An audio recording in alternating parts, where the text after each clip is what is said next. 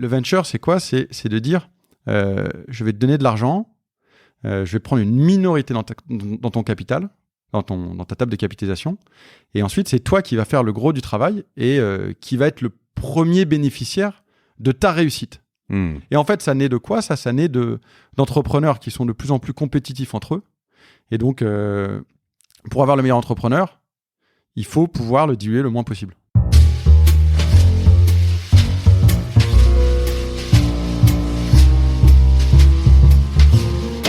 Salut, je suis Mathieu Stéphanie et je vous présente La Martingale, un podcast qui vise à explorer le monde de la finance personnelle pour comprendre comment gagner à tous les coups, qu'on ait 200 € par mois à investir ou 5 millions sur son compte en banque. On va pas se mentir, c'est un peu ambitieux, mais les faits sont là. Jusqu'à maintenant, j'ai pas pris le temps de m'intéresser à tous ces sujets et il est temps que ça change. Alors abonnez-vous, des éclairages gratuits, ça commence par là. Je vais le dire live, salut tout le monde, je suis en direct pas tout à fait, mais je suis chez Cosa Vostra avec Augustin Sayer. Sayer, tu m'as dit ? Sayer, très bien. Sayer, parce que Sawyer, ça ferait un peu trop Tom, mais Sayer, S-A-Y-E-R. Exactement, tout le monde me dit Sawyer, donc ouais. Sayer, ça passe aussi. Salut Augustin. Hello Mathieu. Augustin de chez Newfound, je disais que j'allais te dire, mais du coup je me suis dit je vais le dire...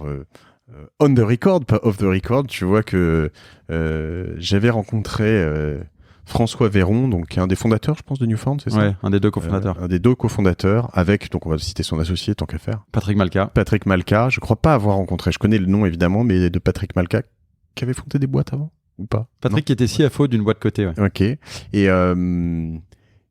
et j'ai un très bon souvenir. Ils font partie des... Alors, moi, je suis pas du tout anti-VC. J'ai plein de VC qui me donnent des très bons souvenirs, etc. J'en ai vu des cons, mais il y en a partout. Mais Newfound, tu vois, j'ai dû voir François sur ma toute première boîte, Citizenside. Ça devait être, je sais pas, c'était en 2007, 2006, où ça existait déjà, Newfound, à ce moment-là ? Ouais, en 2008. 2008, bon, mais voilà, mais je devais être tout début, près de la Madeleine. Et puis, je les ai revus après sur la création de WeFlash.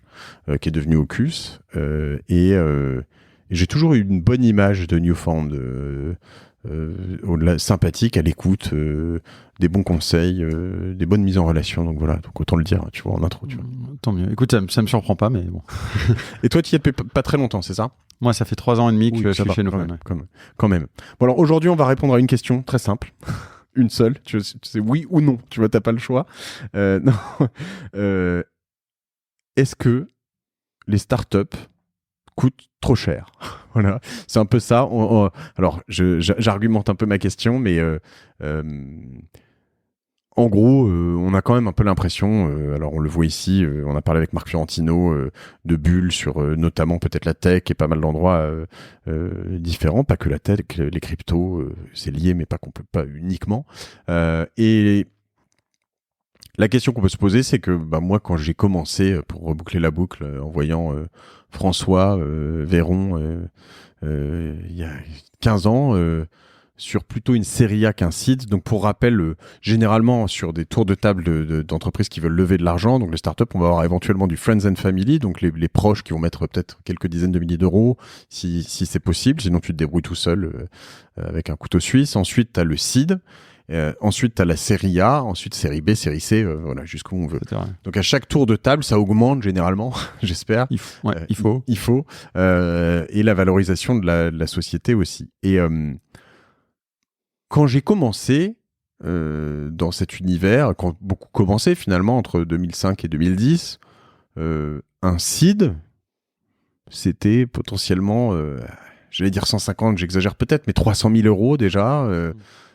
Une série A, donc la vraie levée A, c'était 1,5 million déjà, c'était bien. Je suis pas dans le faux, hein, on dit non, ça m'étonne pas. Ouais.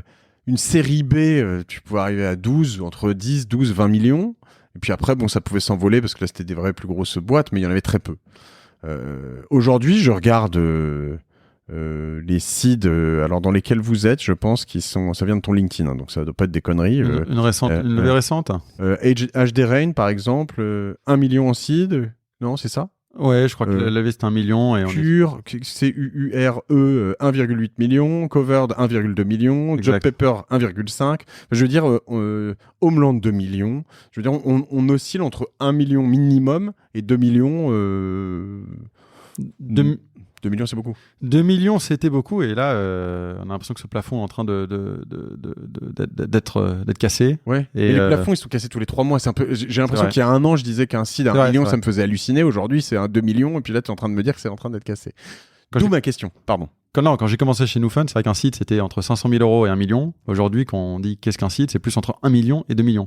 Mais il y a des seeds aujourd'hui entre 3 et 5. Alors, voilà, mais du coup, d'où ça vient tout ça? Est-ce que c'est juste qu'on comprend que les boîtes tech, vraiment, en fait, c'est plus un truc de trompette ou de voilà, et que ça vaut vraiment de l'argent et que, en fait, avant, c'était un peu, enfin, on connaissait pas vraiment, c'était random, puis les gens ont vraiment, enfin, les fonds ont vraiment gagné de l'argent, donc on se dit bon, bah ça y est, ça existe vraiment et il faut y aller. Est-ce que c'est juste qu'il y a beaucoup trop d'argent et que, comme on dit, les banques centrales distribuent ou en tout cas, les taux d'intérêt sont trop bas, donc faut bien investir quelque part, donc on va dans des endroits où il y a de la valo. Est-ce que, enfin, ou est-ce que juste c'est trop cher? Est-ce que, moi, en gros, la question, et après je te laisse la parole, cher Augustin, c'est que je commence à investir en seed depuis... Allez, j'en ai fait il y a longtemps, 1 ou 2 opérations, mais depuis 1 an, un peu plus. Et je me dis, je suis juste de ces pimpins, de ces touristes qui vont, tu sais, un peu comme ceux qui rentrent en bourse au dernier moment, et je vais me faire éclater comme un blaireau, parce qu'en fait, je suis en haut de la courbe, quoi, tu vois. En général, si t'es avec un fonds, t'es plutôt bien accompagné. S'il y a un fonds qui... Oui, c'est ça. Je rentre souvent dans des sites dans lesquels il y a un fonds. Ça me rassure. Et quand je te vois, exactement, quand je te vois sur les annonces, en général, t'es bien accompagné. Donc là-dessus, ça me rassure. Mais ta question, heureusement qu'on a un peu de temps aujourd'hui, hein, parce que c'est une question qu'on peut répondre. Il y a énormément de facteurs différents qui expliquent aujourd'hui pourquoi le site peut être considéré comme très cher. Si on commence à la base, c'est vrai que c'est intéressant. Moi, ça fait seulement 4 ans que je fais ce métier. Avant, j'étais entrepreneur et avant, j'étais investisseur, mais en private equity. Donc, c'était vraiment des valos différentes. Ensuite, je suis devenu entrepreneur où j'ai commencé à comprendre combien vaut une société, combien tu dois être dilué par tour, etc. Et je suis devenu investisseur professionnel en venture capital en France depuis 4 ans. Et aujourd'hui, en fait, il y a... Tu me permets juste une pause pour recontextualiser aussi ce que tu dis. Pardon. Hein, et après, vraiment, je me tais, je vous promets à tous. Mais je voudrais aussi bien dire que ça concerne potentiellement tout le monde. Parce qu'on l'a vu ici sur des invités, ça fait potentiellement longtemps. Mais WeFund, WeSeed, potentiellement, on parlait de Super Capital, Corentin Ortini, Léonis. Enfin, il y en a plein. Même Mulule, potentiellement. Alors, c'est différent un peu. Mais on peut participer à des seeds à partir de 500 ou 1000 euros par le biais de plein de plateformes. Donc, ce qu'on dit là, c'est pas forcément juste pour les gens qui ont beaucoup d'argent à investir, qui sont très experts, etc. Investir dans des startups, c'est aujourd'hui, en 2021, ouvert à tous. Voilà, je voulais juste préciser ça parce que je tiens absolument, et je te l'ai dit en préparant cet épisode, à ce que ces épisodes concernent potentiellement des gens qui veulent investir 500 euros comme d'autres qui veulent investir 5 millions par an, quoi. Mais voilà. C'est vrai, même si on mettra une petite astérix à ce que tu viens de dire, on en parlera un peu plus tard, mais je suis tout à fait d'accord. Je me le note, très bien. Aujourd'hui, c'est intéressant. Qu'est-ce que c'est le venture? Je vais pas faire évidemment une leçon sur le venture, mais le venture, c'est... en fait, il y a 100 ans, si tu étais investisseur, tu as investi dans une société, quelqu'un vient te voir et dit « Tiens, je suis en train de monter une société qui va faire... des fers à cheval. » Exactement. J'ai besoin de 10 000 francs. Et ben, avant, soit tu allais voir ta banque, elle te disait non, soit tu allais voir un investisseur et il prenait une majorité du capital. Et toi, tu étais un entrepreneur, tu gardais une minorité du capital. Et en fait... comment on appelle ça? Il y avait un nom usurier, un truc, something like that. Ouais. Peut-être un peu usurier dans par rapport à ce qu'on voit aujourd'hui, mais c'était un peu la philosophie, d'ailleurs, la philosophie d'investissement. Et donc, on avait quelqu'un qui travaillait pour quelqu'un d'autre, en fait. Et le venture, c'est quoi? C'est de dire, je vais te donner de l'argent, je vais prendre une minorité dans ton capital, dans ta table de capitalisation. Et ensuite, c'est toi qui vas faire le gros du travail et qui va être le premier bénéficiaire de ta réussite. Et en fait, ça naît de quoi? Ça naît d'entrepreneurs qui sont de plus en plus compétitifs entre eux. Et donc, pour avoir le meilleur entrepreneur, il faut pouvoir le diluer le moins possible. Et donc, quand tu penses à ça, c'est un peu comme ça que C'est l'offre et la demande. Si tu le dilues trop, en fait, t'auras les chèvres, quoi. C'est ça? Exactement. Et si tu le dis... Hein non, mais... Sauf si t'as... Mais en gros, tu te dis, les meilleurs, ils vont vouloir être dilués le moins possible, quoi. C'est notamment une petite lueur dans le truc, te dire, ah tiens, lui, il est très fort, et notamment, il veut pas être trop dilué, mais c'est un bon signe pour moi aussi, parce qu'il va faire un truc plus gros, c'est ça? Ouais, tu l'as bien expliqué. Et je pense que dans des pays, et d'ailleurs, dans certains pays, cette mentalité, elle est passée. Tu vois, aux États-Unis, en Angleterre, en Allemagne, en France, c'est plutôt passé. Tu as des pays où cette pilule a encore un peu plus de mal à passer. Les gens ne comprennent pas. Ils disent non, mais je te donne de l'argent. C'est pas pour avoir 5% du capital, 10%. Moi, je veux être majoritaire, je veux t'aider et je veux pas qu'on fasse de pertes. Alors que venture, c'est pas tout à fait ça. C'est je veux prendre une minorité. Et pourquoi je prends une minorité? Parce que je sais que tu vas avoir besoin de plus d'argent bientôt. Donc tu vas avoir besoin de relever, tu vas perdre de l'argent, tu vas avoir besoin de relever, etc., etc., etc. Mais ce qui est pas simple, parce qu'en effet, on part aussi d'un moment où tu vas te dire, moi je suis passé par là, quand je voyais François à cette époque, dans les années 2000, je voyais aussi, je me souviens des gens très bien, hein, cela dit, mais tu sais, des groupes d'entrepreneurs, Paris Business Angel ou des choses comme ça, et en fait, on nous faisait comprendre que alors c'était peut-être pas eux, parce que je vais me faire flinguer après en disant ça, mais que déjà, ils étaient bien sympas de nous filer plein d'argent et que donc eux, ils nous donnaient de l'argent, que c'était plus important que notre temps, tu vois. Et ça a un peu changé, ça. Tu vois ce que je veux dire? C'est qu'en gros, on disait, moi, je mets 500 000, donc ta boîte, c'est un PowerPoint, elle vaut pas 1 million. Tu vois, et ça, chez le commun des mortels, le comptable qui fait de la compta, quand il voit son client boulanger, qui fait 1 million de chiffre d'affaires, qui existe depuis 15 ans, et qui vaut 1 million, et qui voit en face un pimpin comme moi avec un PowerPoint qui dit « moi, je vais faire 15 millions », et toi, tu vas me dire « Bah ouais, moi, je rentre à 2 millions de seed », et alors, faudra qu'on réexplique le pré-money, post-money peut-être, mais je vaux 6 millions post-money, par exemple, ou 8, mettons. Faudra réexpliquer ça. C'est un bon chiffre. Ouais. 8 millions. Donc, toi, tu vas prendre avec tes 2 millions 25% de la boîte. Là, le comptable, il te dit, mais attends, juste... toi, tu n'as pas de boulangerie, tu fais pas de pain, tu n'as pas de baguette, tu as juste un document PowerPoint et tu vaux 8 millions, c'est ça. Et c'est quand même compliqué à comprendre, quoi. C'est compliqué. Il y a deux mondes. Et il y a le monde, en effet, qui dit tu vaux 6, 8, 10 fois ton EBITDA. Et il y a le monde qui dit, bon, écoute... pour l'EBITDA étant la marge nette, plus ou moins. Voilà. De la société. Voilà. Et il y a le monde de ce monde du venture capital qui dit, attends, toi, t'es pas en train de construire une boîte qui fera 1 million d'euros de vente de baguettes tous les ans. Tu seras potentiellement une boîte qui fera 100 à 200 à 300 millions de ventes de software, de services digitaux. Pour boulanger. Comment? Pour boulanger. Ouais. Possible, exactement. Ouais. Un SaaS pour boulanger. Pour boulanger dans toute l'Europe et dans le monde entier. Et donc, en fait, si on revient au point avant, pour arriver... En fait, le venture, on parie sur de l'hypercroissance.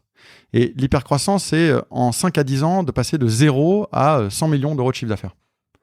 Il y en a très peu de boîtes qui arrivent, mais c'est ce qu'on parie quand on voit une startup, en fait. Et en fait, c'est un premier test. Si vous voyez une startup et que vous ne pensez pas que d'ici 5 ans, elle peut faire 100 millions d'euros de chiffre d'affaires, ou 200 millions de valo, 300 millions, enfin des chiffres un peu fous, ça va être compliqué de rationaliser la valo qu'on va vous demander. Et ça, c'est très compliqué à comprendre aussi. Je veux dire, moi, il a fallu que je fréquente beaucoup de gens comme toi pour que je passe un peu ce cap. J'exagère à peine. Hein. Je te parlais d'Antoine Fraisse, notamment, qui est là, avec qui j'ai parlé ce matin aussi, qui me disait sur mon autre podcast Génération du Yourself, il me disait, moi, investir 1 million dans une boîte quand vaudra 30, ça m'intéresse pas. Et il me dit, moi, j'investis que dans des boîtes qui vont valoir 1 milliard ou qui potentiellement vont valoir 1 milliard. Et bon, et moralité, ils s'en sortent bien hein, chez Kerala. Mais l'idée, c'est plus de se dire dans la gymnastique, en effet, comme tu le dis, comme de toute façon, il va y avoir de la casse, au passage, il faut quand même que dans tous ceux que je réussis dans lesquels je réussis à investir, typiquement, je reprends cette valo, donc je mets 2 millions dans une boîte qu'on vaut 8. Si j'ai 25% de la boîte, alors après, il y a des tours de dilution, mais que cette boîte, elle vaut... potentiellement 500 millions plus tard, j'aurai 125 millions. Enfin, voilà, potentiellement. Quoi. Ouais, bien donc, sûr. c'est ça qu'il faut se dire. Quoi, et tu auras fait 6 autres investissements où tu auras tout perdu. Ouais. Mais bon, ça, c'est plus encore le métier du venture. Et donc, aujourd'hui, je suis toi ou moi ou ceux qui nous écoutent veut investir dans une startup, on vous dit bon bah on veut 2 millions en tranche de 100 euros, 1000 euros. Évidemment, il y aura toujours un fonds qui prendra une grosse tranche, hein, mais on vous propose de quoi investir et on vous dit bah en fait ça vaut 6 millions pré-money et donc 6 millions plus 2 millions est égal à une valeur totale de 8 millions. Et vous vous dites c'est dingue. Post-money, donc je reprends les termes, pré-money, donc avant que tu investisses, la boîte vaut 6 millions, tu investis 2 millions. Donc 6 millions plus 2 millions, en post-money, elle vaut 8 millions. On est d'accord, c'est ça. Il faut aussi rajouter des notes convertibles qui si elles convertissent à ce tour-là, mais pour 90% des boîtes, c'est juste égal. C'est l'équation que tu viens de donner. Plus le cash, quoi. Exactement. Ouais. Alors, ce qui se passe souvent, pour moi, regarder ça depuis un an, c'est que moi, je vois pas mal de boîtes que tu vois au début. Alors, souvent, mon contact, je suis assez tôt, et on me dit, on cherche 1 million. Et puis, bon, moi, je suis pas un professionnel, j'ai pas le temps, je suis toujours à la bourre. Et puis, à un moment, je vois le truc 3 semaines en retard. Et puis, je dis, ah ouais, ça a l'air cool ce machin. Je contacte les mecs et ils me disent, ou les nanas, ils me disent, ah bah oui, mais bon, c'est bon, on a déjà 1,5 ou 2 millions de, comment t'appelles ça, une sur, non, c'est un nom. Sursouscrit. Ouais, une sursouscrit. Voilà, donc en gros, ils cherchaient à lever 1 million et puis en fait, on leur a proposé, il y a 2 millions qui sont en tout cas proposés. Donc du coup, ils me disent, bah, c'est un peu tard. Souvent, quand je vois, évidemment, toi, quand c'est sursouscrit, ça t'excite un peu, tu te dis, attends, je suis vraiment en train de louper un truc juste parce que j'ai pas ouvert mes mails, etc.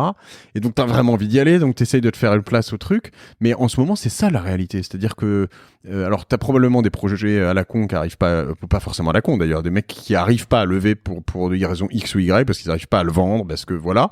Et d'ailleurs, de temps en temps, là-dedans, t'as des pépites, mais ça, c'est, voilà. Ouais. Et il y en a quand même vraiment beaucoup sur lesquels tout le monde veut aller. Ouais, t'as des. En fait, ce qui fait flamber le prix. Ouais, parce que tu passes d'1 million, disons qu'il veut se diluer de 25%, bah, t'as une valeur à 4, et s'il lève 2 millions, bah, la valeur est à 8. Donc, ouais, en 3 semaines, t'as le truc qui a doublé, quoi. Exactement. Ensuite, ça peut être un signe que c'est pas forcément gagnant. Ça veut dire que quelquefois, en effet, les entrepreneurs sont des rockstars. La boîte est en train de créer quelque chose qui va vraiment disrupter son marché. Ensuite, quelquefois, ça peut être juste un espèce de FOMO. Je parle un exemple. Ensuite, je connais pas très bien ce milieu, mais les trottinettes électriques, il y a eu des winners, des gagnants dans cette industrie, mais je suis sûr qu'il y en a plein qui ont investi avec ce FOMO, en fait, en disant mais regarde, il y a Bird, il y a Lime, ah tiens, il y a cette boîte qui vient de lever, peu importe la valo, je mets. Le truc que j'ai vécu, moi, incroyable de loin, mais j'imagine qu'il y en a beaucoup qui ont... C'était, alors c'est un truc de vieux, ça aussi, mais les 0... Tu sais, les 118, 218, là. Quand ils ont ouvert ce machin, là, putain... pardon, je suis très vulgaire, excuse-moi. Quand ils ont ouvert ce machin, ils ont en gros, ils avaient dit, avant, c'était juste le 12 ou le 13, ou je sais pas, le numéro des renseignements. Ils ont dit, bah maintenant, on va privatiser ce machin. Il y a 12 boîtes qui se sont lancées, il y en a que 2 qui ont survécu, quoi. C'est ce genre de truc, quoi. Et nous, les fonds de venture, on fonctionne vraiment en vague, en fait. Parce que on voit ces espèces de vagues d'industrie. Enfin, c'est aussi les entrepreneurs. Hein. Les entrepreneurs, nous, ils voient un pain. Et il y en a un qui se met dessus. Enfin, ils voient un pain. J'essaie de réfléchir en ce moment, le recouvrement de factures. Ouais. Et il y a aux États-Unis, il y a une boîte. J'étais dessus, moi. Oui. Tu connais? Oui, je connais bien. Ouais. Bah, en France, t'en as 2-3, Libéo, RubyPayer, et nous, on a créé TrackPay. Ouais, dans d'accord. Ouais. Tu connais bien. Donc, il y a eu Bill.com aux États-Unis là récemment qui a fait un succès fou. Et là, on a une espèce de vague de copycat de Bill.com. Et t'en as 5-6 qui arrivent. Et en fait, tous les fonds les voient, et les fonds se disent, bon, bah tiens, c'est intéressant. En plus, il y a un Américain qui a bien réussi. Ok, je vais prendre mon cheval de course. Et on investit tous dans un de ces chevaux de course. Et on attend 18 mois, 24 mois, voir s'ils arriveront à lever leur série A. Mais on fonctionne un peu en vague comme ça. Mais si je reviens juste sur le point des dilutions, parce que je pense que c'est super important, de réaliser, et c'est marrant parce que souvent je donne un cours sur la finance du venture et on me dit mais comment tu calcules ces valos? Est-ce que c'est une DCF, Discounted Cash Flow Analysis? Est-ce que c'est des analyses comparables, des analyses de précédents? Est-ce qu'on rentre dans chacun de ces ou c'est pas la peine? Non, mais enfin, ce sont des modèles, enfin comparables et précédents. C'est des grilles, quoi, un peu que t'apprends. T'apprends en première année de fusion-acquisition quand t'es analyste, etc. D'accord. Ouais, que t'apprends en finance 101 à HEC, n'importe quelle université. Et moi, à chaque fois, ils sont super déçus quand je leur dis pas du tout. Vous mouillez votre doigt, vous levez le doigt en l'air et c'est un peu le marché qui va vous dicter la valo. Et donc, comment tu dictes une valo de venture ? C'est assez simple. C'est le montant que cherche à lever l'entrepreneur divisé par la dilution qu'il recherche.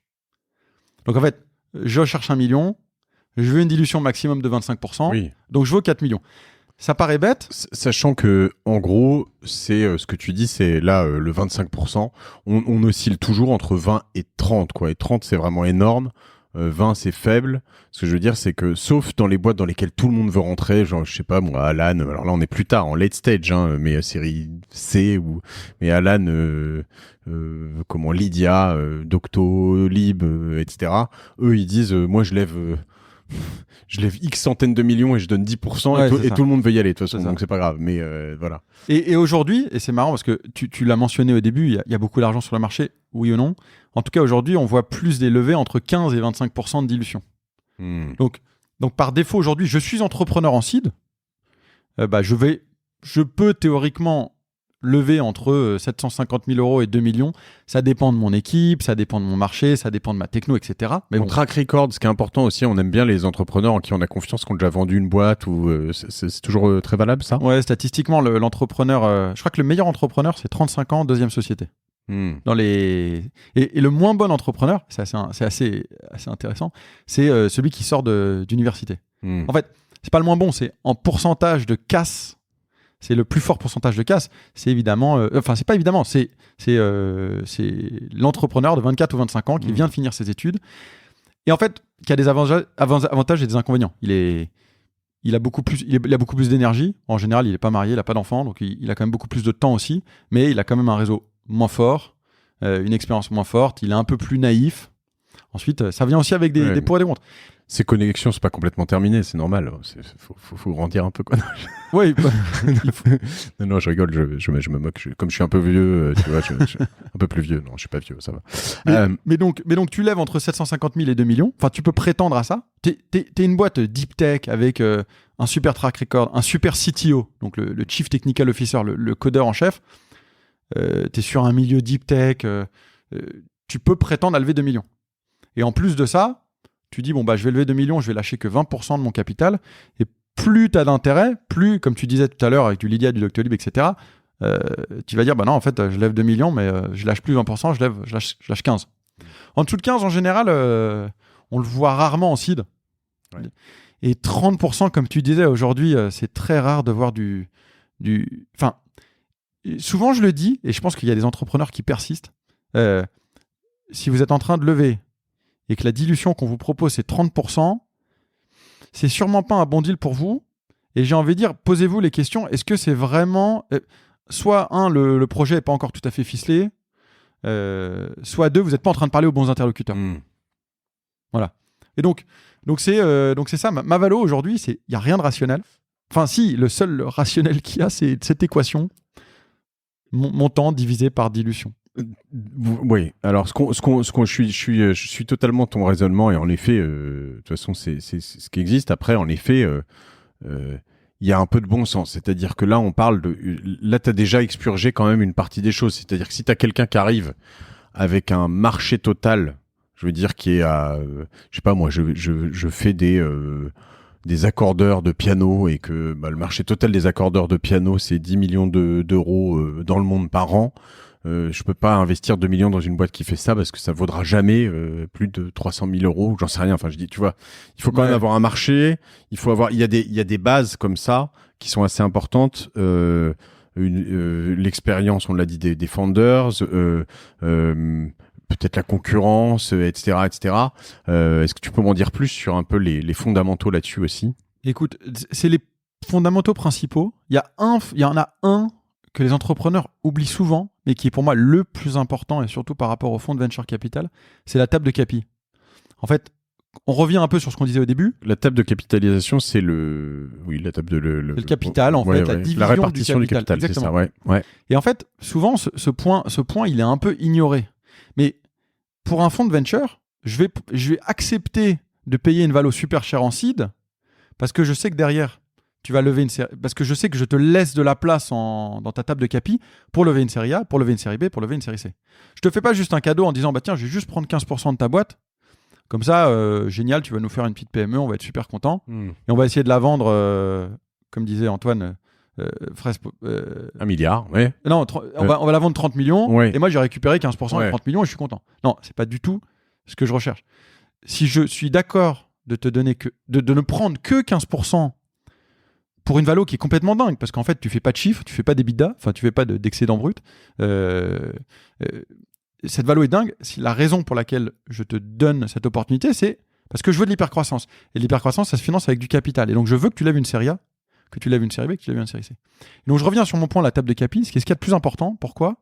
Parce que quand je vois quelqu'un, moi, Augustin, chez NewFund, en seed, je veux que sa table de capi soit le plus propre possible. Normalement, je suis le premier chèque institutionnel. J'ai peut-être eu, comme tu as dit tout à l'heure, du Friends and Family. Mais en général, j'espère qu'il n'y en a pas eu trop. Et ça veut dire quoi, donc, une table de capi propre ? Ça veut dire, mettons, je suis 2 founders, s'il y a eu du Friends and Family, on est à 45-45 et 10 pour le Friends and Family, par exemple. Exactement. Si je suis 3, éventuellement, il peut y en avoir un qui a un peu plus parce que ça montre aussi une marque d'un leader ou quelque chose comme ça. La table de capitalisation mauvaise, par exemple, c'est quand j'arrive chez NewFund avec WeFlash et que j'ai 60 ou 70% et que les opérationnels, alors que nous on est un startup studio, je l'ai vécu, hein, ça c'est pour ça que j'en parle. On est un startup studio et que les opérationnels en fait n'ont entre guillemets que 30 ou 40%. Exactement. Ensuite, un de mes meilleurs investissements chez NewFund, ça venait d'un startup studio. Donc les startup studios. C'était quoi ? Aujourd'hui, c'est une boîte c'est une néobanque pour les marchés, pour les pays émergents. D'accord. Qui est en pleine croissance. Et c'est ça la difficulté, parce que en fait, on l'a vu, que ce soit la fourchette, que ce soit même Thibaut Elzière avec Fotolia et Oleg, finalement, on connaît pas dans les détails, on sait que Oleg avait quand même une grosse part des choses et que c'est Thibaut qui a tout fait. Et que Thibaut, il a touché que un pouillème de ce qu'a touché Oleg. Je crois pas raconter de conneries, hein, donc je te vois faire oui de la tête, mais tu le dis pas. Je sais pas si tu la connais l'histoire, mais en tout cas voilà. Tout petit peu. Et donc on voit quand même beaucoup d'histoires où il y a des gens qui ont fait des fortunes, en ayant un bon accompagnement et des choses comme ça. Je me mets de l'autre côté un peu de la barrière, mais en l'occurrence, t'as raison. C'est toujours mieux et plus motivant et ça fait moins de nœuds au cerveau derrière, parce que quand t'arrives au bout de quelques années et que tu dis non mais attends, eux ils avaient pris 70% parce qu'au début ils avaient fait beaucoup de choses, mais ça fait 4 ans qu'ils font plus rien, il y a un moment où ça crée des tensions, quoi. C'est un peu ça mais aussi. C'est pas forcément contre les startup studios, parce que je pense qu'ils jouent un rôle intégral même dans la sélection de l'équipe, dans la construction du projet, etc. C'est plus que nous on le voit en tout cas avec notre fonds qu'on a aux États-Unis. C'est qu'en fait, en général, les fonds de série A, ils ont pas mal de dossiers, et un des critères qu'ils regardent, c'est est-ce que les entrepreneurs ont 60% de la table de capitalisation. 60% et plus. Et s'ils l'ont pas, en fait, ils regardent même pas. Ouais. Et donc, dans cet objectif de dire, on va monter des boîtes qui sont des licornes, il faut qu'on ait résolu tous les problèmes le plus tôt possible. Ouais. Et donc, en général, nous, aujourd'hui, on regarde évidemment des boîtes qu'on fait des startup studios où le startup studio a pris plus que 10, 20, 30%. Mais si on a un vrai crush, déjà, il y a un risque, c'est qu'on regarde même pas. Et si on n'est pas bête, on va dire, bon, je vais quand même leur parler, je vais quand même écouter, voir s'ils ont conscience de ça. Et ensuite, si on voit qu'ils ont conscience et qu'il y a une opportunité, on va essayer de résoudre ça. Et c'est toujours possible de résoudre des tables de capi. Mais si je reviens en tout cas à mon premier conseil, il y a un autre problème que je vois souvent, c'est des entrepreneurs qui arrivent au bout d'un an de travail et qui me disent on est 3 cofondateurs, on a 90% de la table de capi, les 10% c'est Friends and Family qui nous ont aidés. Mais il y a Martin, il est parti parce qu'il avait besoin d'argent, il est allé rejoindre je sais pas moi, Facebook, mais il est parti avec 15%, il les mérite. Et moi je dis à chaque fois, en fait peut-être que pour toi il les mérite, mais il est en train de mettre la société dans le cacaboudin, parce que ça va être très compliqué pour vous de lever si dès maintenant il y a un des entrepreneurs qui est parti et dont le capital dort. Et ça, alors quand tu mets de l'autre côté, c'est infernal, parce que quand t'es founder, si tu veux pas avoir l'impression de planter un couteau dans le dos à quelqu'un qui a bossé avec toi pendant 1 an et que tu pars sur une grosse aventure, c'est très complexe. Et à la limite, faut faire comprendre à l'autre qu'il va prendre 1 ou 2% et que c'est déjà bien, quoi. Parce que si c'est 15, c'est trop, mais je pense que ça, autant il y a 2-3 ans, je le voyais beaucoup plus cette situation. Et c'est mortel en fait, parce que ensuite il faut aller négocier avec l'ancien entrepreneur. Ils sont jamais forcément partis en bons termes. Donc c'est compliqué. Aujourd'hui, je connais un contre-exemple en ce moment. Je pourrais pas le citer, mais dans une boîte en fintech, 30% à founder qui s'est barré et ça lève quand même. Et ouais. Mais il y a l'exception confirme la règle. Ça veut dire qu'il y a des sociétés. Encore une fois, aujourd'hui, un de mes plus beaux dossiers, c'est une boîte où les fondateurs, après notre tour, ils devaient avoir 65% de la table de capital, alors qu'ils auraient dû en avoir 75-80. Comme quoi, hein, vous voyez, donc ce qui est intéressant entre les lignes dans ce qu'on se dit, c'est que il y a quand même une sorte de highway au milieu. Il y a en tout cas, il y a des pratiques courantes auxquelles il faut faire attention. Ça ne veut pas dire qu'il faut jamais en sortir. Hein. Faut pas être rigide parce que de toute façon, c'est une science humaine, pas une science exacte. Hein. Ouais, exact. Donc voilà, ce que je veux dire, c'est que si tu as un truc avec quelqu'un qui arrive, qui est parti, qui part comme une roquette et qui a que 15% de son truc et qui ça arrive quoi de temps en temps d'avoir. Ouais, enfin exactement. Notre métier. Ce serait trop facile si c'était juste des cases à cocher, quoi. Ouais. Mais t'as tout à fait raison. Je pense que si tu veux, même d'un point de vue d'entrepreneur, pour être un bon VC, il faut savoir écouter, il faut savoir comprendre le projet, il faut savoir aller au-delà que certains paramètres. Ensuite, si tu veux faciliter ta levée, il faut avoir coché certaines cases. Alors, je vais essayer de résumer ça, et puis on va revenir au prix aujourd'hui. Est-ce que c'est trop cher ou pas et pourquoi ? Mais est-ce que si je dis que si tu prends tout ce que tu dis là et que tu as tous les voyants au rouge sur la table de capitalisation, le prix, non, bon, si le marché est pourri et que les produits sont pourris, bon, il y a un moment, mais si tous les voyants sont au rouge et que tu adores l'équipe, éventuellement, bon, mais quand même, vaut mieux pas trop y aller, mais voilà. Mais est-ce que l'inverse, si tous les voyants sont au vert et que toi, tu vois, parce que j'ai l'impression que de temps en temps, tu te forces un peu par ce FOMO, on disait cette peur de laisser passer le truc, et pourtant, tu vois une équipe, tu peux pas les blairer, mais tu te dis, ils ont l'air bons, est-ce que à la limite, il faut y aller quand même ? Il y a peut-être... tous les investisseurs sont un peu différents. Moi, je le vois comme... Nous, Fun, on est très impliqués dans les sociétés entre le seed et la série A. Ensuite, à la série A, en général, on passe la main. Donc, dans le seed, ça veut dire... on va parler aux founders quasiment tous les mois. On a nos operating partners qui vont les accompagner tous les mois. Et donc, pour moi, c'est un peu cliché, mais c'est un vrai mariage.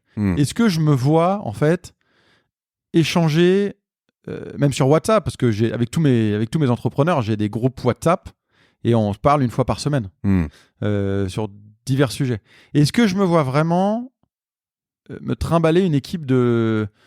Tout est ouvert, sauf que les gars, j'ai pas une conviction, ils sont lourds. Et je me dis, peut-être que je rate un bon deal, mais c'est pas pour moi. En tout cas, j'arriverai pas à les accompagner. Est-ce que je rate... Et en fait, pour moi, ça sera pas un bon deal parce que je me dis qu'il y a un moment, ils bloqueront quelque part, en fait.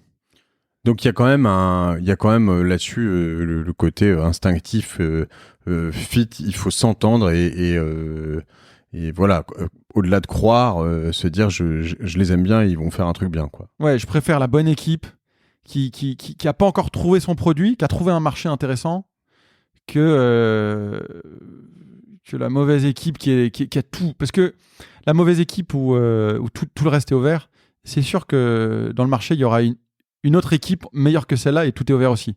Donc, ils vont perdre. Bon, je me retiens de te poser plein de questions sur comment je fais. Là, tu vois, je suis sur un dossier, je vais aller appeler des clients potentiels, etc. pour voir le marché parce que je le connais pas bien, mais c'est pas le sujet du jour de savoir. Si je reprends le contexte actuel, on est en mars 2021, presque avril. On se dit qu'on sort d'un an enfin, on sort, non, ça fait un an qu'on est embourbé dans la crise de la Covid et de cette pandémie et de tout ce qui va autour. Et rien n'a jamais été aussi bull cher. Enfin, on est dans un... est-ce que, justement, je suis pas en haut de la courbe ? Je reviens là-dessus sur ma question tout à l'heure. Et est-ce que on n'est pas tous en train de se fourvoyer ? Écoute, c'est une excellente question. Hein. Et je pense que ça peut commencer... Donc, en effet, ça fait un an qu'on est dans cette crise et on a vu énormément d'évolutions pendant la crise. On a vu, la première, c'est... aujourd'hui, les sociétés en tech, et je parle des sociétés cotées, s'échangent par multiples de revenus. Enfin, il y a 10 ans, on nous disait, tiens, cette boîte, elle vaut 5 fois le revenu. Enfin, cette boîte vaut 10 fois l'EBITDA. Aujourd'hui, on dit, cette boîte, elle vaut 10 fois le revenu. Et donc, il y a le revenu, c'est le chiffre d'affaires. Chiffre d'affaires. Ouais.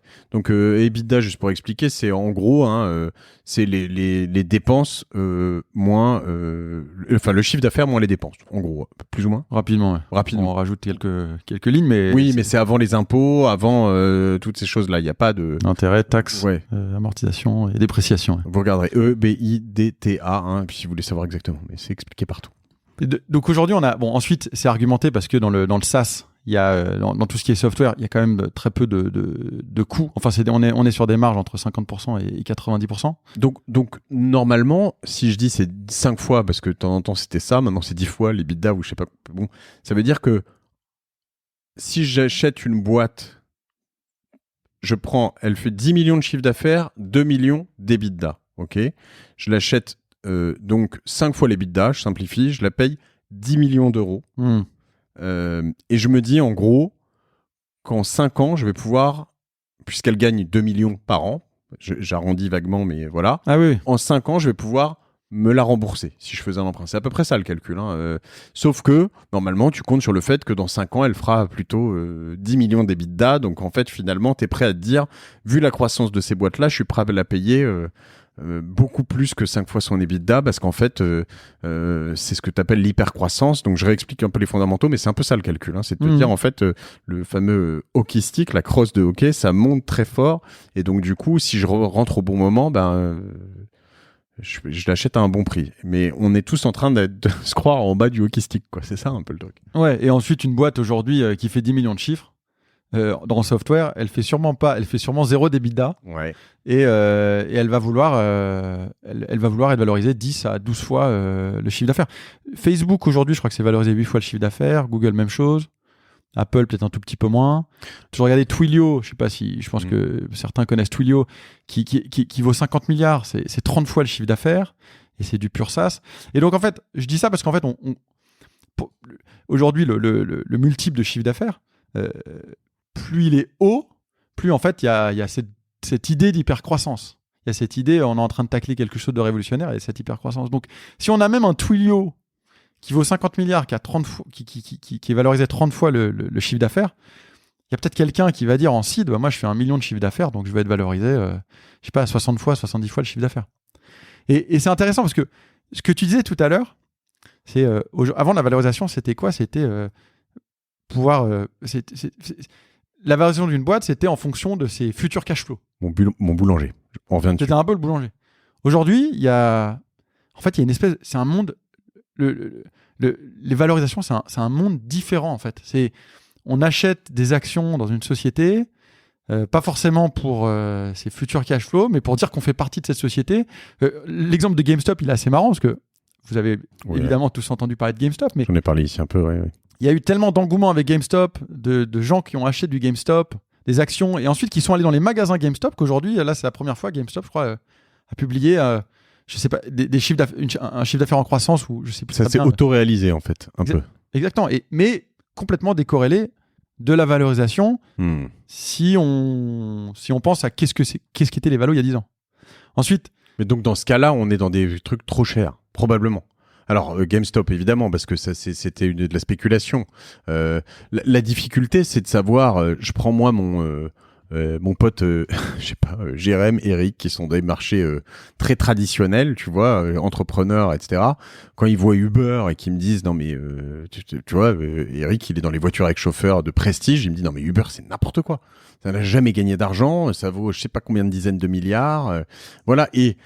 Le même m'aurait dit il y a 10 ou 15 ans, Facebook c'est n'importe quoi, ou potentiellement Google c'est n'importe quoi, alors qu'aujourd'hui ça s'est réalisé. Mais le problème c'est qu'on cherche tous le prochain Facebook ou Google et qu'il y a beaucoup de casses au passage. Non, sauf que là je pense que le monde a changé. C'est marrant, il y a des générations qui sont... Il y a eu la génération qui a connu la bulle 2000, celle qui a connu 2008. Là on attend que cette bulle explose, mais entre la Réserve fédérale américaine qui imprime 20% de tous les dollars en circulation rien qu'en 2020, je connais pas très bien les chiffres pour l'Europe, j'ai l'impression qu'on a deux entités qui font tout pour éviter que la bulle explose. Et donc, on a une espèce de grosse bulle où, en effet, tout est trop cher. Mais sauf que la perception de ce qui est valeur, en fait, a complètement changé de ce qui était il y a 10 ans. En fait. Je sais, mais ça devient un peu philosophique. Ouais, ça devient un peu philosophique. Mais du coup, ça veut aussi dire que si en 2020, alors je vais pousser un peu le raisonnement, mais la Fed imprime 20% des dollars en circulation, ça veut dire que potentiellement le dollar va se dévaluer d'un quart en fait, enfin entre guillemets. Donc du coup toi t'investis plus, mais en fait il y a plus de dollars. Enfin je parle d'offre et de demande, mais et alors l'idée non mais c'est super intéressant comme point, parce qu'en fait l'idée oui c'est ça, est-ce que l'argent redescend en bas pour faire tourner l'économie? En fait ce qu'on voit, il n'y a pas d'inflation, donc en fait l'argent va où? Il revient dans des actifs. Et donc en fait tout cet argent il revient nourrir cette bulle. Et donc, on a cette espèce de... C'est comme si un peu ce monde de la bourse a été tokenisé et que... il se stratosphérise. Voilà, et j'achète du Facebook, pas parce que je pense qu'un jour Facebook aura des dividendes et que par rapport à ce que j'ai mis, ça vaut quelque chose, mais non, parce que je veux avoir du Facebook et ça fait partie de mon lifestyle. Je veux du Facebook et ça a une certaine valeur. Mais alors, si je veux répondre simplement à cette question, en fait, c'est trop cher jusqu'à ce que la Fed et la Banque Centrale Européenne arrêtent d'imprimer plein de choses. Et quand ils imprimeront plein de trucs, ça veut dire que tout va s'effondrer? Toutes les boîtes dans lesquelles on investit? Ou peut-être qu'il y en aura quand même quelques-unes dedans qui seront... parce que si tout s'effondre, ça veut aussi dire que mon boulanger, quelque part, il s'effondrera avec, en partie au moins. Ça va l'eau, non? J'ai envie de dire, il est plus recession-proof, le boulanger, que du... Moi, encore Facebook, j'en sais pas. J'achèterais du pain, quoi, encore. C'est ça. J'ai quasiment envie de dire que 8 fois le chiffre d'affaires, en fait, c'est pas déconnant. Mais je pense que quand j'ai commencé ma carrière chez Lazare, il y a 12 ans, en tant que petit analyste M&A, on m'aurait dit, mais t'es complètement fou. Ensuite, si on veut revenir à... En fait, pourquoi on a commencé là-dessus? On a commencé là-dessus parce que ce sont les grosses boîtes qu'on voit tous les jours qui dictent un peu les plus grosses valeurs financières.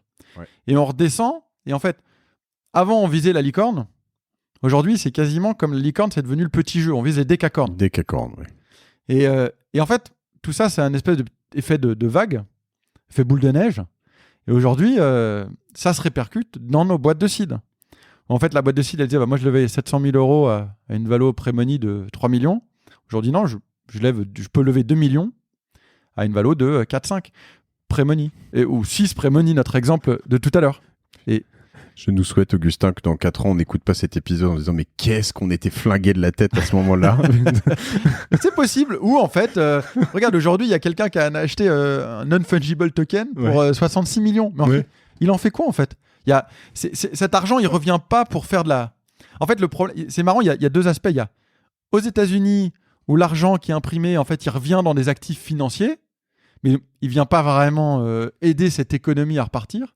Et il y a la France ou il y a l'Europe où cet argent il vient dans du livret A qui sert pas à grand chose en fait. Parce que donc c'est la réserve qui produit, les Français qui récupèrent de l'argent et ensuite qui le mettent sur leur livret A.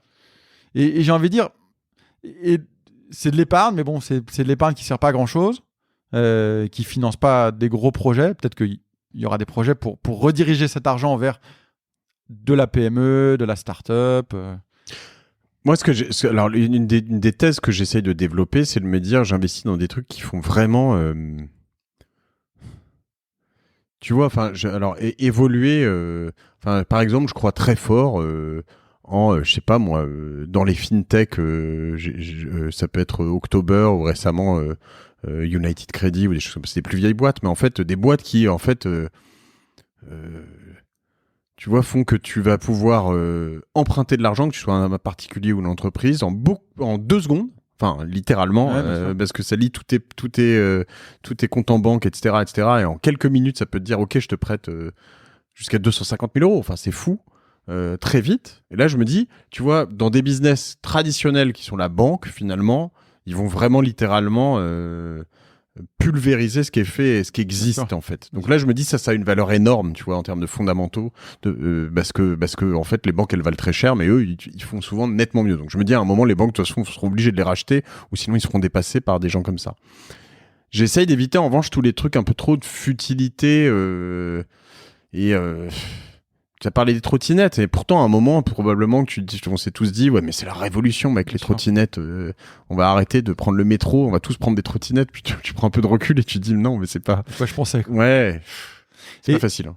Écoute, ce que tu viens de dire, en tout cas, on reçoit tellement de dossiers chez nous Fun, et je pense que chez mes confrères, on reçoit tellement de dossiers que moi, quand je vois un dossier, je me dis il faut qu'il y ait un impact. Et je reviens sur notre thème, est-ce que les valos sont trop chers? Je me dis, si je vais payer ce montant en valo, je veux quelque chose qui, dans 5-10 ans, ait révolutionné le monde. C'est facile à dire, hein, ça peut être un peu cliché, mais j'ai vraiment... En effet, j'ai pas envie d'investir dans la énième futilité qui permet d'accélérer la livraison de plateaux repas pour chiens organiques dans la ville de Paris. C'est un exemple un peu débile. Mais je te donne quelques exemples sans nommer forcément les boîtes, mais récemment, on a investi dans une boîte qui fait de la simili-viande. Tu peux me dire, il y en a 25 000 de boîtes qui font de la simili-viande. Et en l'occurrence, c'est une technologie de simili-viande. Donc, c'est des gars qui ont développé une nouvelle technologie pour prendre des graines de pois chiches et les transformer en un vrai morceau de poulet, mais pas les petits morceaux de poulet que tu peux trouver, un gros morceau de poulet avec son os. On est en train d'investir dans une assurance paramétrique. Non mais et tu vois ce genre de truc de loin, et en fait quand tu rentres dans le dossier, souvent c'est bien vendu et tu dis de toute façon il y aura pas assez de viande, ça pollue, etc. Et le pois chiche, etc. Mais de loin, t'écoutes ça, tu te dis c'est quand même fucked up, quoi. Tu vois, tu vas me recomposer un poulet qui va sortir de mon four rôti avec. Ça fait peur en fait. Hein, ouais. Mais j'ai quasiment envie de dire ça fait peur, et si ça fait peur, ça veut dire qu'on est en train de toucher à quelque chose qui peut être une révolution. En effet, ça fait peur parce que quand tu réfléchis à l'agriculture aujourd'hui, il n'y a pas de raison que dans quelques années, en fait, toute l'agriculture se fasse dans des espèces d'entrepôts en ville où tu pourras avoir des fraises, ta salade. Agricool, ouais. Agricool, on n'a pas investi dans l'agricool, hein, mais tu auras tout en local. Et je pense que ça fait peur parce qu'en fait, on n'est pas habitué à manger ça. On est habitué à manger des poulets qui viennent... de batterie. Ouais. C'est fini ça normalement, mais ouais. De fraises qui sont seulement là pendant la saison, etc. Et en fait, ça fait peur aussi parce que on a 1 million d'agriculteurs en France. Je connais pas le chiffre, mais on a 1 million, je pense, qui travaillent dans le monde de l'agriculture en France. Donc, une fois que l'agriculture n'existe plus telle qu'elle aujourd'hui, qu'est-ce qu'on fait de toute cette population? Et donc, on n'est pas là pour casser, mais c'est des sujets en fait qui pour moi sont révolutionnaires, donc qui sont plus intéressants que l'énième SaaS d'optimisation, encore une fois, de livraison de bouffe pour chiens organique, etc. On est en train d'investir dans quelque chose d'autre. On est en train d'investir dans une assurance paramétrique pour les agriculteurs en Afrique. Ça aussi, pour moi, ce sont des sujets donc, on paye très cher à l'entrée. C'est des valos qui sont dingues. Surtout sur un continent, par exemple en Afrique, où il y a quand même beaucoup moins d'investissement qu'en Europe.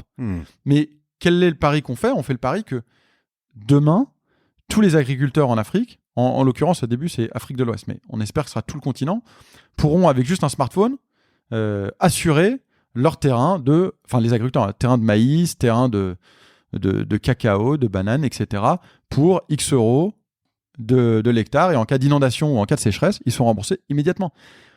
Et ça pour moi c'est des paris qui me font rêver parce que ça allie investissement capitalistique et révolution qui est win-win en fait, qui va faire du bien à ceux qui en profitent et à tous les investisseurs qui vont prendre ce risque.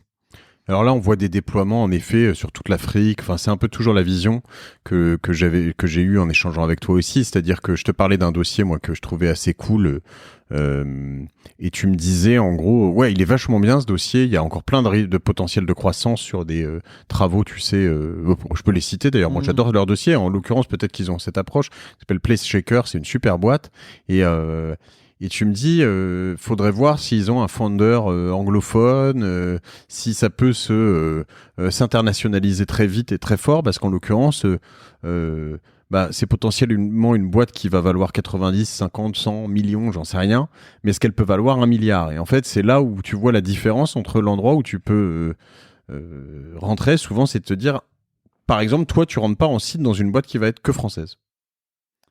Ou alors, il faudrait que ce soit le futur... Je vais dire oui, mais il y a 2 raisons. La première, c'est que déjà, la crise du Covid a un peu fait bouger l'écosystème français dans le venture. Parce que ça fait 10 ans on nous targue de il faut des licornes en France, il faut des licornes en France. Pourquoi on n'y arrive pas? C'est vrai qu'en fait, on a très peu de licornes en France. Si on pense aux véritables licornes en France, on doit en avoir 3-4. Je dirais 3-4. Il y en a 2 qui sont aux États-Unis, quoi. Enfin, qui sont des Français qui sont partis aux États-Unis relativement rapide. Les autres, c'est pas forcément des licornes, c'est pas encore des licornes, sans les citer. Et en fait, qu'est-ce qu'on remarque? Et je pense que la crise du Covid a accéléré ce réveil. Ce qu'on remarque, c'est qu'en fait, on a des startups franco-françaises. Qu'est-ce que c'est? C'est des startups qui en fait attendent trop longtemps avant de s'internationaliser. Donc ça veut dire que... Et je pense que les fonds étaient coupables. Hein. Même moi, chez Newfund, j'aurais pu être coupable. C'est qu'on disait aux entrepreneurs, bon d'abord, tu pars à la conquête de la France. Une fois que tu as conquis le pays, on va en Allemagne, on va en Angleterre, on va en Espagne, on va en Italie. Mais le problème, c'est que c'est joli de dire ça. Mais au moment où la boîte part en Allemagne, dans l'équipe, il n'y a pas une personne qui parle allemand. Il n'y a pas un seul du management en fait qui ne parle pas français ou qui est étranger. Je caricature un petit peu, hein, mais encore, en fait, c'est aussi un mal français parce que on a une énorme chance. Alors, je vais pas théoriser là-dessus parce que je l'ai déjà fait sur mes différents podcasts, mais c'est que on a un marché home, donc maison, qui est suffisamment gros pour pouvoir faire des business conséquents et puis suffisamment riche. Donc en Europe, on est dans les 3 gros marchés, l'Angleterre, l'Allemagne et la France. Puis après, tu as l'Italie, l'Espagne. Et tu vois des pays comme la Suède ou même un peu plus loin en Israël, où en fait ils te sortent des licornes en veux-tu en voilà, j'exagère à peine, parce qu'en fait leur marché est beaucoup trop petit, donc ils n'ont pas le choix. Du moment où ils grossissent, ils doivent être worldwide. Et nous en fait, du moment où on grossit, on se dit bon bah déjà je vais faire la France, après on verra. Et quand tu es enraciné dans un pays, culture française, pas du tout une vision internationale d'office, bah, tu te retrouves un peu, notamment avec des gens qui parlent trop français que français. Moi, faire passer ma boîte, là, ici, je suis pas une start-up, etc., mais me dire, je vais dire à tout le monde, demain, on parle anglais, ils vont me regarder, ils vont me dire, mais t'es un ouf, tu vois. Alors que bon, bah, c'est une des problématiques que tu peux avoir quand tu bosses pour une boîte anglaise, américaine. En fait, tout le monde parle en anglais, quoi. Ah ouais. Et non, mais donc, exactement. L'Israël, pour les citer, en 2020, c'était 20 licornes. Donc, mais c'est des vraies licornes. C'est pas des licornes pour de la pub. Et donc, ouais, en effet, le problème, c'est qu'on a un grand pays de 65 millions d'habitants. Enfin, même peut-être plus. 70, je dirais, ouais. 70 millions d'habitants. Et donc, on pense que c'est suffisant, mais c'est pas suffisant. Mais je pense que la faute, elle est partagée. C'est à la fois les entrepreneurs et les fonds qui ont dit non, mais on restera en France, on partira plus tard. Et à chaque fois. 67. Et je vois peu de. Il y a peu de boîtes qui ont réussi, peu de boîtes françaises qui ont vraiment réussi à s'exporter, si ce n'est si elles sont parties aux États-Unis très vite. Et donc aujourd'hui, en fait, le constat qu'on a fait, c'est de dire il faut qu'on arrête avec marché français first. Il faut qu'on se dise ok, on construit une boîte internationale dès le début. D'accord, le patron de DataIQ, c'est tout son message. Bon, maintenant DataIQ, maintenant ils sont aux US, mais il disait nous depuis le début, on parlait qu'en anglais. Dans les 5 ou 10 premiers employés, il y en avait un qui ne parlait pas français. Et qu'est-ce que ça a fait? Ça a forcé toute l'équipe à passer en anglais. Et en fait, ça a des bienfaits fous. Parce qu'en fait, si ton équipe est en anglais, si tes processus sont en anglais, tu peux embaucher des gens du monde entier. Ouais. Mais moi, j'ai une femme qui est mexicaine, et qui est mexico-américaine. On est arrivé ici il y a 4 ans, et je me souviens, elle cherchait des jobs. Et pour des jobs en logistique sur l'étranger, on lui demandait de parler français. Il y avait marqué « doit parler français ». Et je me dis, mais ça sert à quoi? On cherche un bon citoyen ou on cherche un bon employé? Donc oui, il faut qu'elle apprenne à parler français, c'est normal. Et donc elle a appris à parler le français. Mais on s'en fout en fait. Et même dans certaines des boîtes, certains entrepreneurs que j'ai pu rencontrer, aujourd'hui de plus en plus, ils partent à Berlin, ils partent à Barcelone. Pourquoi? Parce que dès les premiers jours, ils peuvent avoir des équipes multiculturelles. Donc, pas pour cracher sur la France, moi je pense qu'on a une opportunité qui est dingue. Paris, c'est quand même un centre international, un des plus grands centres internationaux mondiaux. Non, mais c'est intéressant. Moi, ce que je trouve, ce qui est intéressant, je me rendais pas compte forcément que, tu vois, dans les VC et les investisseurs que nous sommes tous, du coup, sur la martingale, se dire, en gros, s'il y a une forme de pression qui est de dire, si vous parlez pas anglais, si on reçoit pas les decks toutes les documentations des entreprises, faudrait les recevoir. Et si elles sont françaises, faudrait les recevoir tout en anglais en fait, quoi. Ça c'est un bon signal d'une boîte qui vaudra plus cher potentiellement plus tard parce qu'il y a ce réflexe comme ça. Et c'est pas si simple parce que moi je l'ai vu sur même des investisseurs. Je te parlais de notre projet Fairshares pour investir dans des boîtes en secondaire, donc pour racheter des boîtes. On a commencé une communication tout en anglais avec François d'Orléans avec qui je poste là-dessus. Et en fait, il y a plein de gens qui nous disaient dans les investisseurs, pourquoi vous écrivez tout en anglais ? Et là, en fait, moi-même, j'ai milité en disant, bon, vas-y, arrête avec ton anglais, on repasse au français. Et c'est peut-être un peu con quand je t'écoute, quoi. Il y a même un débat là sur la carte d'identité française, la prochaine là. Il y a marqué ID card en anglais. Donc il y a déjà des gens qui disent, sur la carte d'identité française, faut pas que ce soit écrit en anglais. Mais le concept du carte d'identité, c'est aussi de pouvoir voyager. Bon, anyways. Mais donc et juste pour revenir au sujet de valorisation, aujourd'hui, donc notamment, moi je pense que avant on disait, non mais on n'a pas de licorne en France parce qu'il n'y a pas assez de fonds de grosse. Il faut plus de fonds de grosse. De croissance, ouais. Les fonds qui vont prendre le relais en série B, série C. Mais il y a quand même la BPI qui est un beau fonds de grosse. Il y a plein de fonds de grosse qui sont mis sur le coup. En fait, c'est pas le vrai coupable. Le vrai coupable, c'est qu'on a des boîtes qui n'intéressent pas nos collègues étrangers. Les fonds étrangers ne veulent pas investir. Et donc c'est pour ça qu'on a eu aussi peu de licornes ces 10 dernières années. Mais là, depuis 1 à 2 ans, on sent que nos entrepreneurs français comprennent ce message. Ils sont en train de construire des boîtes qui ne sont pas franco-françaises, mais qui sont dès le début à vocation internationale, marchés internationaux, équipes internationales. Et pour boucler la boucle, aujourd'hui, on parle de valos qui ont quand même fortement cru. Et si on va payer les mêmes valos qu'on peut payer aux États-Unis, il faut absolument qu'il y ait cette vision internationale et pas que une vision franco-française, parce que sinon, on va perdre. Payer 8 millions d'euros pour une boîte qui est franco-française, aujourd'hui, évidemment, il y a toujours l'exception qui confirme la règle. Il y aura toujours des boîtes qui peuvent être vendues 30, 40, 50 millions et en fait, on est gagnant. Mais comme on le disait au tout début, je vais en faire 10 de paris comme ça. Et il y en a 6 qui vont se casser la gueule. Donc, il faut que je vise l'international. Ok, donc j'ai plein de belles intuitions et voilà. Est-ce que c'est trop cher ? Il y a une chose, c'est qu'en fait c'est pas que les startups, c'est peut-être en fait ça peut valoir dans l'immobilier, ça peut valoir dans l'économie. En fait, est-ce que tout est trop cher ? Voilà, bon, on y répond un peu dans l'épisode avec Marc Fiorentino. Il y a des bulles probablement, savoir jusqu'à quand elles courent et puis voilà. Donc est-ce que je veux juste m'arrêter et potentiellement louper un train sur les bulles qui existent ou pas. La question que je me pose, c'est quid de, en fait, est-ce que si je prends le haut du panier et que je fais pas mal d'investissements, alors là je vais pousser un peu loin peut-être la question, hein, mais et je me dis les 10, 15, 20% des meilleurs investissements que je fais, si une bulle explose, est-ce que en fait il y a un carnage en dessous, mais il reste pas tout en haut, un haut du panier qui va quand même continuer parce qu'en fait, je sais pas moi, tu vois, je continuerai à acheter du pain, mais je continuerai probablement à utiliser des Uber en fait, tu vois. Donc il y a certaines choses comme ça que je vais continuer en B2B, en B2C, je veux dire. Voilà, en revanche, il y en a d'autres, peut-être que si j'empruntais plein d'argent et que il y a trop de boîtes qui peuvent plus rembourser, en effet, je dis une connerie, October va peut-être avoir des problèmes, tu vois. Mais tu vois ce que je veux dire ? Ouais, écoute, c'est le meilleur argument pour la diversification.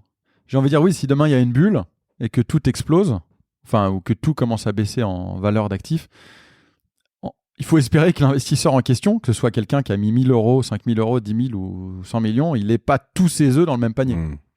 Pas tous ses œufs dans la même industrie.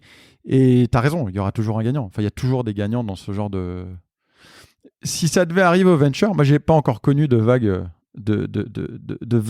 décroissante pour le venture. On dit souvent que devenir un bon venture, il faut avoir vécu au moins 7 ans dans l'industrie pour avoir vécu une vague de décroissance.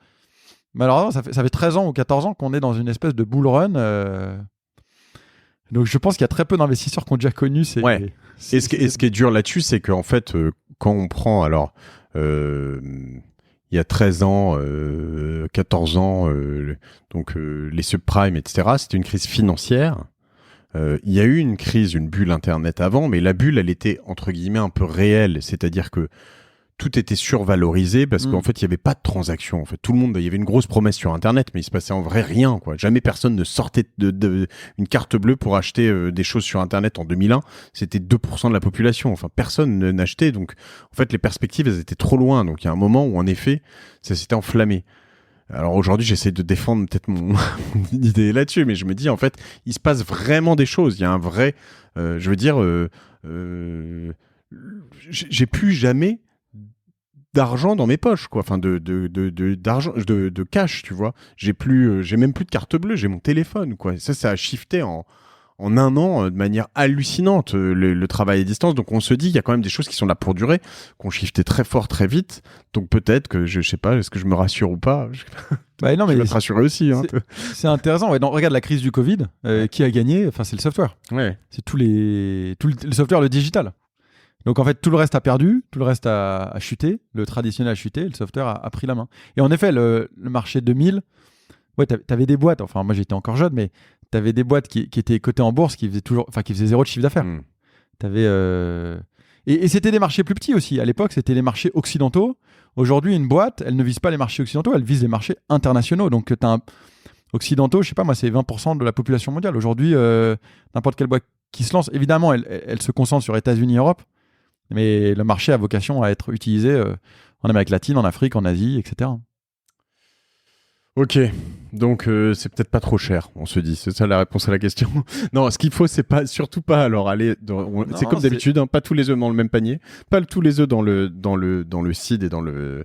Donc quand vous avez l'occasion de rentrer là-dessus, tu voulais me dire un mot d'ailleurs sur le fait de rentrer. On n'a plus beaucoup de temps, mais je te disais au début qu'on pouvait rentrer à partir de 500 ou 1000 euros.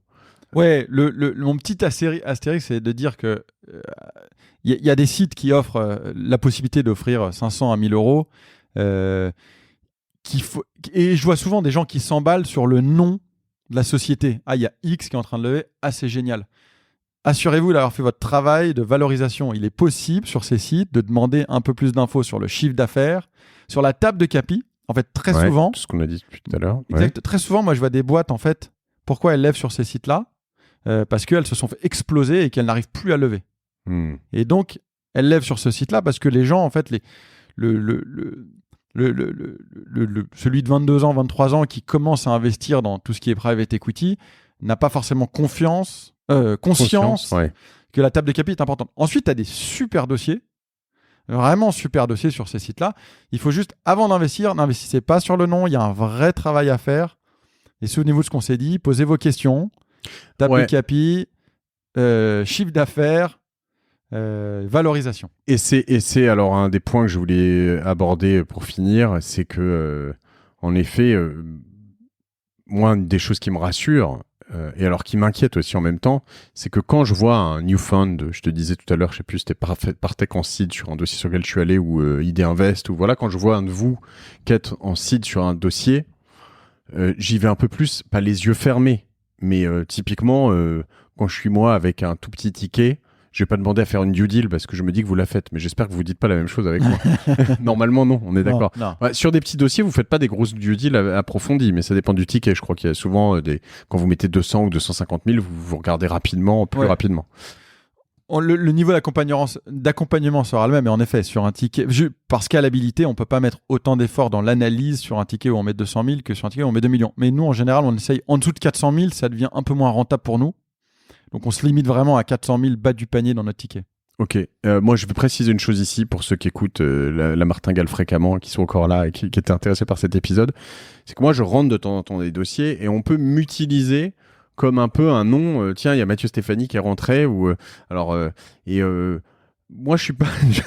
Juste, ça doit pas être un élément de réassurance. Moi, je rentre dans des trucs complètement bleus. Je suis pas comme Augustin. Voilà. Donc, tu vois, c'est comme les gens qui me copient sur eToro, sur mon portfolio. Je dis non, ne me copiez pas mon portfolio. Je suis vraiment, je fais des trucs pour me marrer. J'ai testé, tu vois. Donc, c'est important. Je vais pas donner de conseils ici, et surtout, ne me copiez pas parce que je suis, voilà, justement, je fais la martingale pour apprendre et comprendre. Mais Donc voilà, et je l'ai vu par le passé, il y a des gens qui ont beaucoup plus d'expérience que moi. Éventuellement, je parlais de Thibaut Elzière, Simon Davlat, plein de gens qui ont en effet, eux, quand ils rentrent sur un dossier, ça peut être rassurant. Évidemment, Jean de la Roche-Brochard et vous sur des fonds. Mais moi, je dois pas être un green flag, tu vois, qui dit ah bah tiens, il est là, donc j'y vais, quoi. Voilà, c'est important. Le risque du business angel, en fait, c'est il pense avoir vu tout l'écosystème. Enfin, les business angels sont ultra utiles dans l'écosystème français. Mais moi, je le vois, c'est que quand tu es un fonds, normalement, le travail d'un fonds, c'est de voir tous les dossiers dans l'industrie du moment. Donc, recouvrement de factures. Si je suis fonds, normalement, j'ai vu les 10 dossiers du moment dans le recouvrement de factures. Et t'en choisis un. Et j'en choisis un. Et le BA, en fait, l'handicap du BA, c'est qu'il n'a pas la possibilité de voir ces 10, ni de connaître qu'il y en a 10 qui sont en train de lever. Et il va en voir que 3 ou 4. Et dans les 4, il va dire « Ah, mais il y en a un qui est génial. » Et en fait, peut-être que celui qui est génial dans les 4, c'est seulement le 3e meilleur dans les 10. Donc ça, c'est le souci de... C'est pas un souci, c'est un handicap. Et il y a des BA qui arrivent très bien à se défendre là-dessus. Et voilà. C'était mon petit point. Mais j'espère qu'on aura la chance, en tout cas, nous fun, de co-investir avec toi bientôt. Moi aussi, ouais, avec plaisir. Dans un dossier. On n'hésitera pas. Ben voilà. Et puis regardez, faire shares, maintenant ça c'est du secondaire. Vous allez nous vendre des trucs, on va en reparler de ça. En off. En off. Écoute, merci. T'aurais une martingale à me partager, toi, un je sais pas, un petit kiff d'investisseur, un endroit où tu fais des coups que tu regardes en dehors des VC peut-être. Enfin, Alors, la martingale, je demande à chacun de mes invités, c'est quoi ta martingale à toi? Je sais pas, t'as acheté des parkings, tu t'investis dans le vin, t'as une martingale à toi ou pas? À part faire du Itoro comme toi. C'est vrai. Non, c'est ce que j'ai fait récemment, c'est un peu bête, mais à Neuilly, ils sont en train de fermer l'avenue Charles de Gaulle. Ouais. Et je me suis dit, ça va manquer de parking. Ben voilà. Et donc, acheté des parkings là-bas. J'ai acheté deux places de parking juste à côté de chez moi. Ça coûte combien? 20 000 € la place. C'est pas cher, hein. C'est pas. Attends. À rénover. À rénover. Non, parce que. Sans lumière, il faut même changer. Il faut changer l'arrivée parce qu'elle est trop pentue pour les voitures. Ici, ça peut valoir 50 ou 60 000 €. On est à 2 km dans le 17e. Donc, c'est complètement là pour le coup aussi. Fou, mais ouais, donc c'est là où je te dis que c'est pas cher. Pardon pour ceux qui écoutent et qui vivent à Besançon, c'est peut-être un peu cher, mais pour la région parisienne, ça me semble pas cher, quoi. Et donc là, en ce moment, ils sont en train de supprimer toutes les places de l'avenue Charles de Gaulle et tous ceux qui se garaient avant. Pour ceux qui imaginent l'avenue Charles de Gaulle, c'était une allée parking en fait. Il y avait 4 à 6, non, il y avait 6 rangées de parking. C'était assez moche, hein, mais bon. Et aujourd'hui, ces voitures vont disparaître. Ils vont construire un parking. Mais entre-temps, il y aura toujours des gens qui pourront être intéressés. Voilà. Big up. Moi, je suis passion parking également. Team parking, j'en fais partie, j'en cherche. Donc, voilà, j'en achète, j'en vends. Je suis au taquet. C'est plus simple que des maisons. Ouais, c'est des sûr. Appartements. Ouais, je referai un épisode sur les parkings. J'adore ça. Mais il faut trouver aussi en dehors de Paris, justement. Je parlais de Besançon, mais je sais pas exactement où ça en est. Mais tu vois, pour te donner une évolution, je pense que c'est valable dans toutes les pas que les métropoles, les grandes villes. Pour te donner une idée de ces signaux faibles, et là, on va vraiment dépasser trop cette durée d'épisode. Ce week-end, j'ai payé 5 heures de stationnement dans la rue, hein, pas dans un parking, dans la rue, le stationnement de la ville de Paris, dans le 5e, 60 €. 60 €, t'imagines? Donc, du coup, tu te dis, en effet, quand tu loues un parking par mois, alors quand tu as un prix résidentiel, c'est beaucoup moins cher, hein, évidemment, mais là, j'étais ailleurs, quand tu loues un parking par mois, 150, 200 €, à ce prix-là, j'aurais presque intérêt à avoir 3 parkings dans Paris, tu vois, pour bon, je fais jamais de voiture presque, mais voilà. Donc, en l'occurrence, ça te donne un peu une idée de ce qui est en train de se passer. En effet, c'est que non seulement il y a plus de place, mais en plus, quand il y en a, c'est hors de prix, donc ce qui fait flamber le prix des parkings. Intéressant.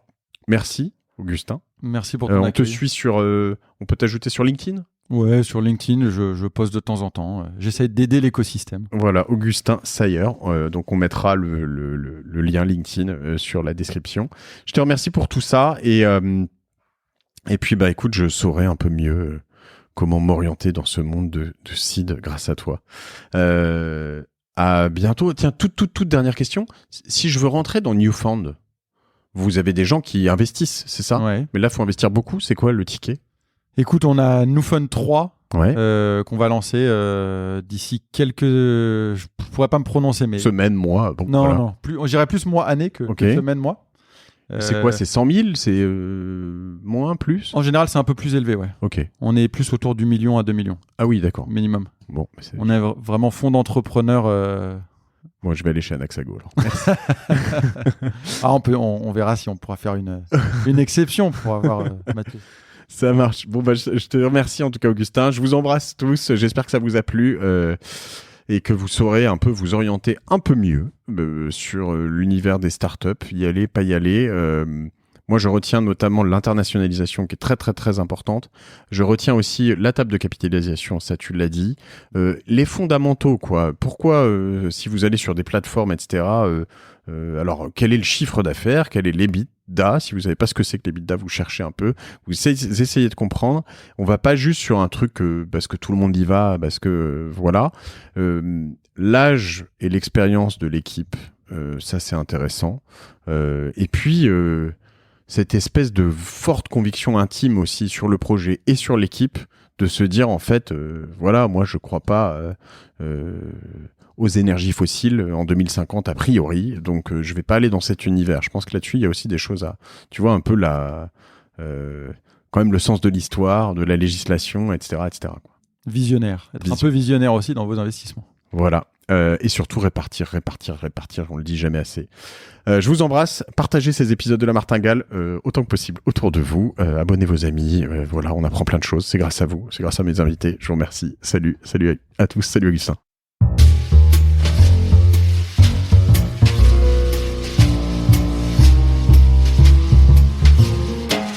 Merci d'avoir écouté La Martingale jusqu'au bout. Si cet épisode vous a plu, n'oubliez pas de le partager autour de vous, de vous abonner à la newsletter sur lamartingale.io et si vous trouvez 5 petites minutes, de mettre une note 5 étoiles ainsi qu'un commentaire sur Apple Podcast. Ça nous aide beaucoup pour remonter dans les classements. La Martingale est produit par Cosa Vostra, une agence de conseil tech et créative qui accompagne ses clients dans leur stratégie digitale pour qu'ils gagnent en visibilité, en singularité et en efficacité. Je remercie toutes les équipes pour la production. Je vous retrouve dans 15 jours. Je suis Mathieu Stéphanie et je vous dis merci.